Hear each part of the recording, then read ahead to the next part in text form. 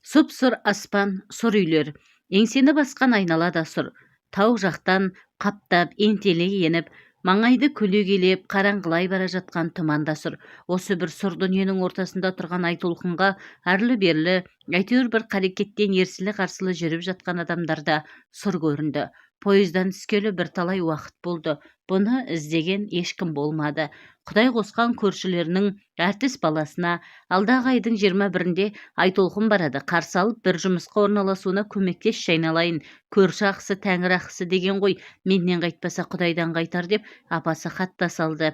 Жедел хат та жіберген. Қарсы алған ешкім жоқ. Сонымен алғаш рет жалғыздықты қатты сезініп, айдалада қаңқиып қалғандай болды Айтолқын. Көңілі құлазып, көзіне жас оралды. Бір сәт пойызға отырып қайтып та кеткісі келді ауылына. Бірақ ол жақтан екі қолға істер-істің табылмайтындығы, жас көңілді жиі алағызып, әлденені шөліркеп аңсайтындығы, тіпті өзі қатарлас жастардың да жоқтығы есіне түсіп, ол ойына лезде қайтты. Қой, әке-шешесін кім жанына таңып жүрер дейсің? Өз бетімше өмір бастап көрейін. Қайда барсам екен? Не істесем екен? Кім болса қарайып барады. Бүйтіп тұра берсе, далада қалу ықтимал. Баяғы тыныш қала жоқ қазір. Қала даладан, далан қаладан озып тұр дегенді жиі-жиі ел аралап, жер көргендер айтады. Айтқандай бір класста бірге оқыған баяғы Назигүл қайда еді? Осы қалада тұрып шыт сәтен шығаратын фабрикада істейді демеуші ме еді?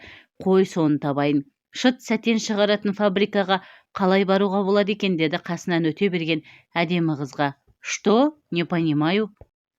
Апай, айтыңызшы, шыт сәтен шығаратын жерге қалай жетсем екен, деген қыздың үніне бұрылған ересек әйел мың жасағыр бәрін ұқтырып түсіндіріп берді.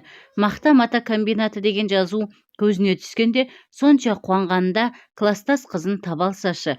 Ешкім білмейді. Әйтеуір өзіндей бір иман жүзді жас қыздар табылып, біздің бөлмеге қонып шық. Комбинатта жұмысшылар жетіспейді. Айлық аз, тұрақты жұмыс жоқ болған соң көпшілігі кетіп қалады. Сондықтан сенің ертең еш кедергісіз жұмыс қалады. Бөлмеден орын береді. Сөйтіп, алматинка боласың да шығасың деп көңілін көтеріп тастады олар. Бір-екі күнде шынымен ақ жұмысқа қабылданып, көп қыздардың біразымен танысып, орын алып, еңсені басқан сұрғылт күндер алыстап, біртіндеп құлазыған көңілдің, шаттықтың, жастықтың әуені сыналап еніп, үлкен бір сырлы жырға айналып та бара жатқандай. Елден келген қаражаты таусыла беріп еді, апасы шіркін келіп кеткендерден неше қабат қағазға орап ақша, хат беріп жіберіпті. Бөлмедегі қыздар бірнеше жылдан бері жұмыс істейтіндер екен. Қаланың қыр-сырын біледі. Таныс жігіттер де көп ақ. Аузын ашса көкірек сарайы көрініп тұрған аңқылдақ ауыл қызы сәл қалаша киініп шыға келіп еді, тоқтай қарайтын көздер көбейе бастады. Өзінің әдемілігіне, сұлу тұлғасына өзі де қызығып қарайтын болды Айтолқын. Қаланың бос тұманы мен газ, түтін аралас, ауасы сорып, қара торы қыз бозарып, әсемдене түсті. Терісі ағарып, бет ұшындағы сәл қызғылт рең айқындалып, сол ал қызыл фонда қара қасы мен қайқиған кірпіктері реңін әсемдей түскендей. Өз көлбетіне өзі тояттай қарап, айналдында ұзақ тұратын болды. Тіпті кейде қалалық бозбалалардың да көз салатынын байқап қалды. Қалада тұратын тұрақты үй-жайы бар бір жігіттің етегінен ұстасам деген арманын да басынан орын тепкелі біраз болған. Кейде қиялдап, күйеуім табыскер болып үйде отырып, бір 5-6 қара домалақты дүниеге келтіріп, маң-маң басып, балапандарын ерткен қаздай болып жүрер едім дейтін.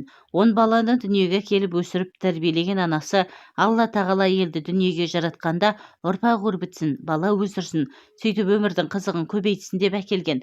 Алла тағаланың бұйрығына қарсы тұруға болмайды. Құдайдың бергенін дүниеге әкелген жөн. Әр сәбидің өз несібесі өзіне. Құдай тағала бір қозын артық жаратса, бір тал шөбін қоса жаратады дейді.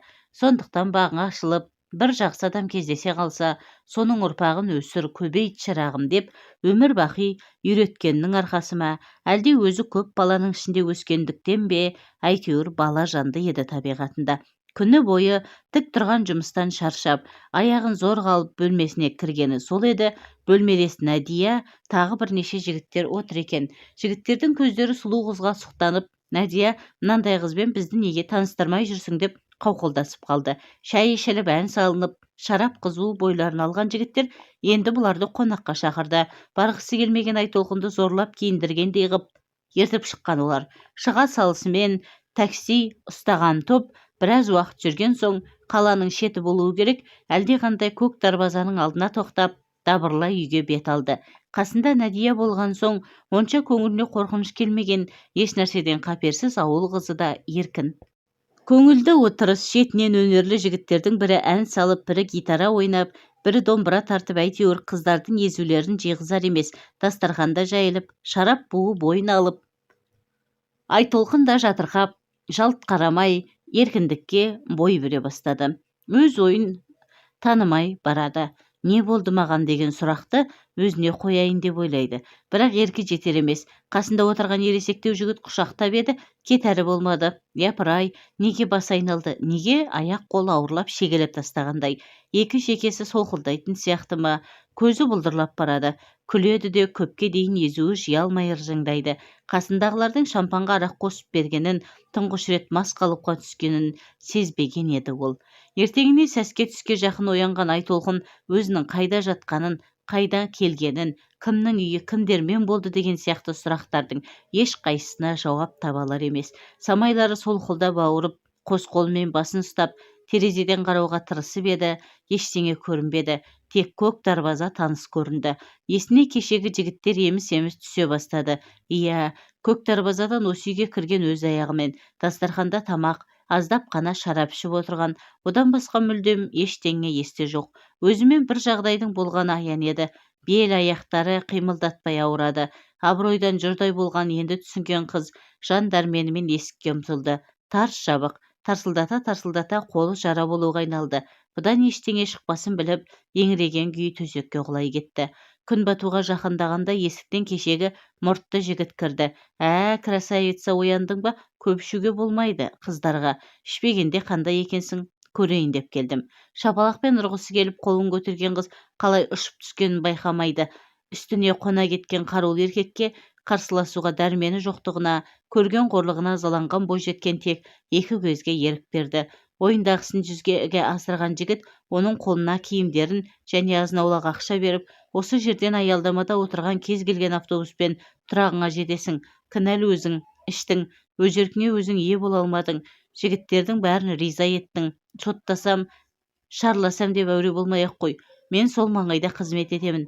Бәрібір ничего не докажешь деп шығарып салды. Бет аузы домбығып ісінген, көзі бұлаудай болған қыз аяғын зорға басып автобусқа мінді. Бір сәт өлгісі келді, бір сәт ол ойынан қорықты. Балаларым, бақытым, бар байлығым деп санайтын анасы есіне түсіп еді, ұяттан бет өртенді. Өзіне өзі қол салып елге бір масқара етсе, қазасымен екі өлтіретінін сезінді де, не де болса көріп алдым дегендей жатақ табалдырығын батылаттады. Бірер айдан кейін бойы ауырлап, басы жиі ауыра беретін болған қыз өзінің жүкті болғанын дәрігерден естігенде көпке дейін есін жия алмады. Күн өткен сайын жүктіліктің біраз қиыншылықтарын көрді. Жүрек айнып, бас айналып, еш жасқа тәбеті тартпай, жұмысында атқара алмай жүргенде күндер өте берді. Біресе жатақхана, біресе жұмыста, әйтеуір жаны ауырған соң басқа еш жайды ойлауға шамасы келмей жүре беріпті. Күндерде сусыған құмдай сырғыды. Әне-міне дегенше жүктілік демалысын алатын күні де келді. Жатақханадағы қыздардың, ондағы қызметкерлердің сөздері, өсек аяңдары құлақ етін жеп барады. Босанатын күні таянып қалғанын сезген ол, қой, не болса да ауылға барайын, анама жетейін, қайтемін, ұят болса амалым жоқ деп, жұмыстан бір жола шығып, орнын өткізіп, вокзалға келгеніне бір күн болды. Солай жүретін пойыз жоқ емес, өзі бара алмай, көз алдына анасының бетін басып, ұялғанын, әкесінің әшейінде бетінен сүйетін, әкесінің қарамай теріс айналғанын, бауырларының үндемей қалғандарын көзіне елестетіп еді. Жолына көлденең табылғандай болды. Енді қайда барамын? Тақтай орындыққа қақшия отырғанына екінші күн, белі сырқырап, әлсін-әлсін іші қатты бүріп, ауырып кетеді. Түйіліп бүкіл үш құрылысын әлде біреу қозғап жұлып алып жатқандай. Ыңқылдаған даусы қанша тістенгенімен шығып кете береді. Айналасында отырғандар өтіп бара жатқандар жалт қарайды. Сөйтеді де кете барады. Кейбіреулері жедел жәрдем шақырайын ба деп сұрайды. рысқұл басын шайқайды. Қасында отырған әйелдің толғағың басталған ғой, тезірек ауруханаға жету керек, үйің алыста ма еді деген сұрағына жауап берместен орнынан тұрып кете барды. Тысқа шығып ауымен көкірегін кере демалып еді, толғақ сәл басылғандай болды.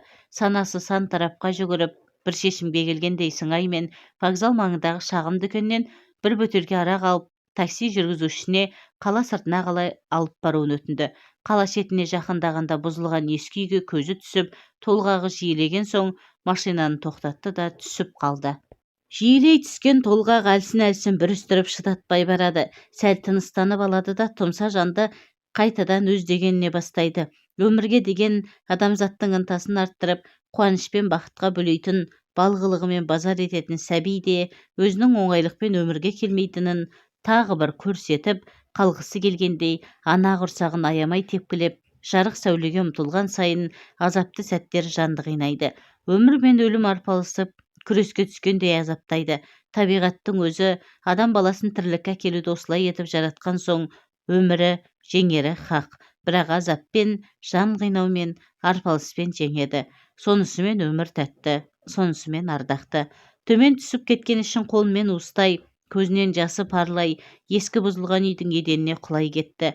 Жарық дүниеге шығар уақыты келген сәби қозғалған сайын жан шыдатпай ауру қайталай берді. Маңдайынан шып-шып аққан тер көзіне ағып,